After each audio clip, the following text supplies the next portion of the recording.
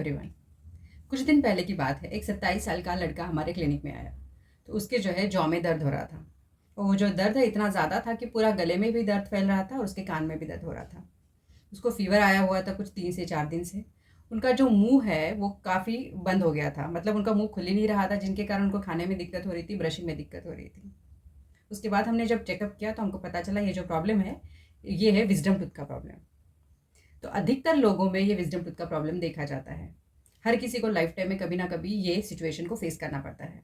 तो आज हम इसी टॉपिक पे बात करने वाले हैं कि विजडम टूथ क्या रहता है, विजडम टूथ जब भी आता है तब भी उसमें पेन क्यों होता है, विजडम टूथ जो है निकालना चाहिए कि बचाना चाहिए, कौन से कंडीशन में हम विजडम टूथ को निकाल सकते हैं और कौन से कंडीशन में हम उसको बचा सकते हैं। अगर आपको विजडम टूथ में पेन होता है, वहाँ पे आपको स्वेलिंग आ जाती है, तो उस केस में आप घर पे क्या कर सकते हैं, कौन सी होम रेमेडीज़ है जो कि आप घर पे फॉलो कर सकते हैं।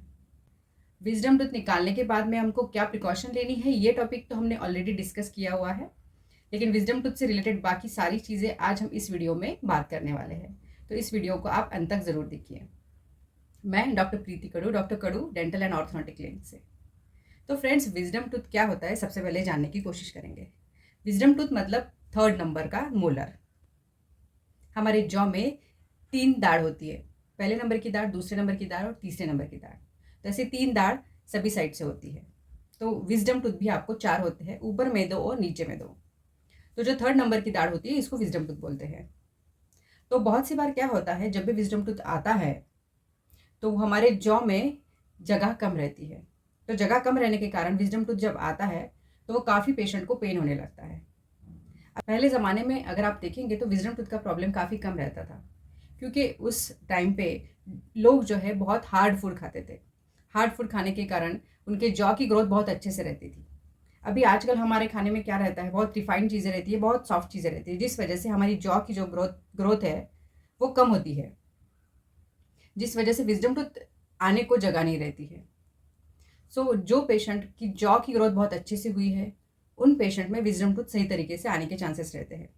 लेकिन बाकी सभी लोगों में विजडम टूथ जब भी आता है वो प्रॉब्लम देता है।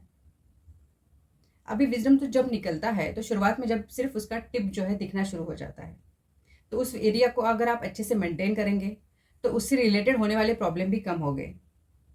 दूसरी चीज़ रहती है वो सबसे आखिरी का दांत रहता है। तो वहाँ पे आप जब भी अच्छे से ब्रश करेंगे तो वो एरिया क्लीन रहेगा, वहाँ पे इन्फेक्शन नहीं होगा।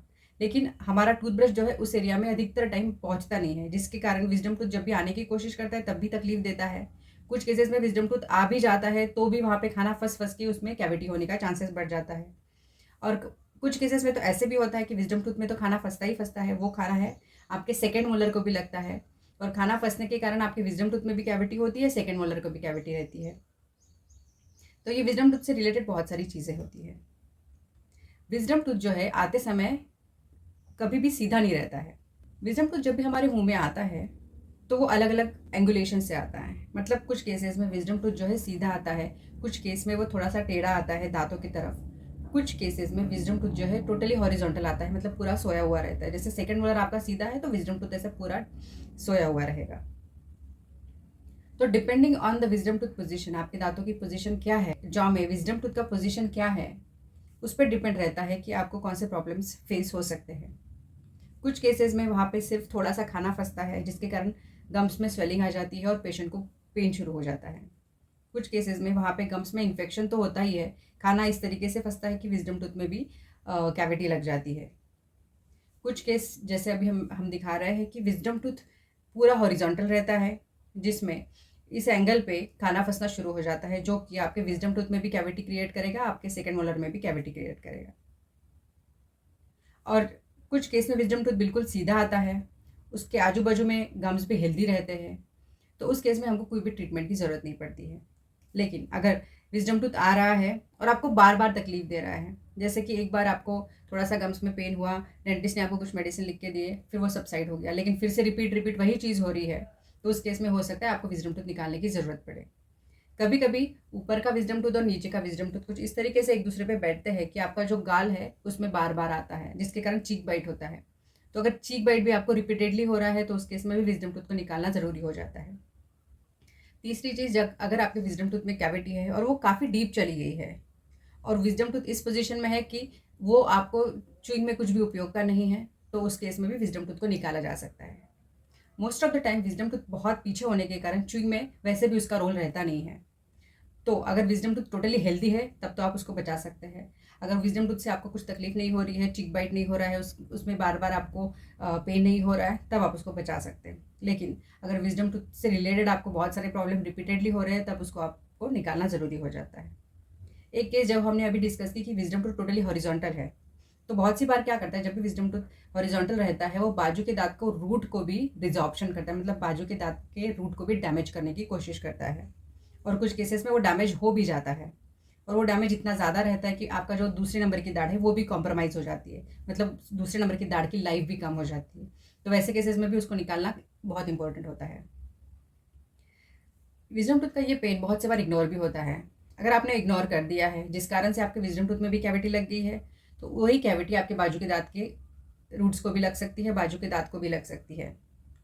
तो हम ऐसे बहुत सारे केसेस देखते हैं कि जिसमें हमको विजडम टूथ निकालना पड़ता है और बाजू के दांत में जो कैविटी है उसका ट्रीटमेंट भी करना पड़ता है, और बाजू के दांत का कैविटी इतना डीप हो जाता है कि उसको रूट कैनाल करके कैपिंग की भी ज़रूरत पड़ती है।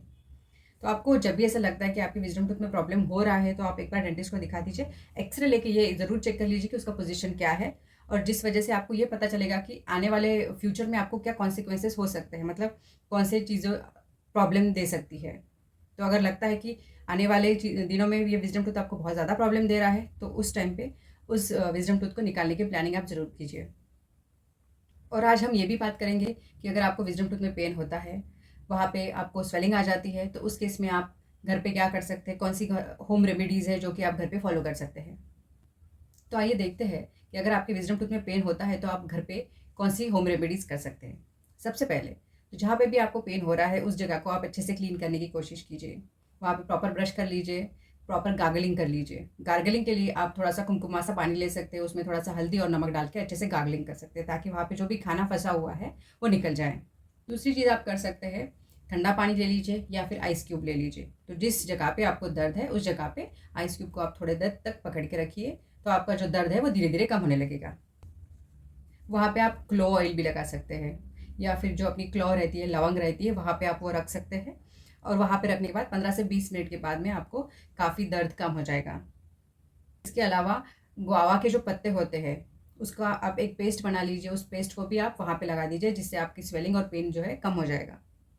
पेपरमेंट की पत्ती रहती है, उस पत्ती को भी आप पेस्ट करके लगा सकते हैं वहाँ पे। बहुत से लोग खाने में वनीला एक्सट्रैक्ट यूज़ करते हैं, तो वनीला एक्सट्रैक्ट भी उस केस में काफ़ी फ़ायदेमंद रहता है। वनीला एक्सट्रैक्ट थोड़ा सा वहाँ पे आप लगा के हल्के हाथ से उसको मसाज कीजिए, तो आपका पेन जो है 20 से 25 मिनट में कम हो जाएगा।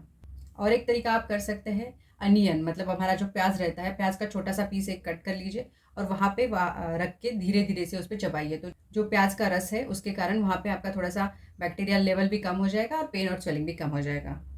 इसके अलावा आप कर सकते हैं ऑयल पुलिंग। ऑयल पुलिंग में आप कोकोनट ऑयल यूज़ कर सकते हैं या सीसम ऑयल यूज़ कर सकते हैं। ऑयल पुलिंग मतलब ये ऑयल आपको मुंह में लेके रखना है जहाँ पे आपको दर्द हो रहा है, और एक से दो मिनट तक वहाँ पे आपको स्विश करना है और पकड़ के रखना है, उसके बाद में आपको स्पिट कर देना है। तो ये भी एक तरीका है जिसमें आपका पेन भी कम हो जाएगा और दांत के आजू बाजू की स्वेलिंग भी कम हो जाएगी। और आपको जब भी विजडम टूथ में पेन होता है, तो उस टाइम पे आप थोड़ा सा शुगरी फूड को खाना कम कर दीजिए, मीठी चीज़ें कम खाना है आपको, और अच्छे से पानी पीना है, ताकि वो जो जगह है अच्छे से क्लीन रहे। जितनी वो जगह क्लीन रहेगी उतना आपका इन्फेक्शन जल्दी से जल्दी ठीक हो जाएगा। तो फ्रेंड्स, आप ये घरेलू उपाय ज़रूर कीजिए। उसके बावजूद भी अगर आपका पेन कम नहीं हो रहा है, तो आप एक बार डेंटिस्ट को ज़रूर दिखाएं, और जैसे मैंने बोला आपको कि एक्सरे ज़रूर करवा लीजिए। एक्सरे में आपको ये पता चलेगा कि आपके विजडम टूथ का पोजीशन क्या है, और आगे चल के फ्यूचर में वो आपको क्या तकलीफ देने वाला है।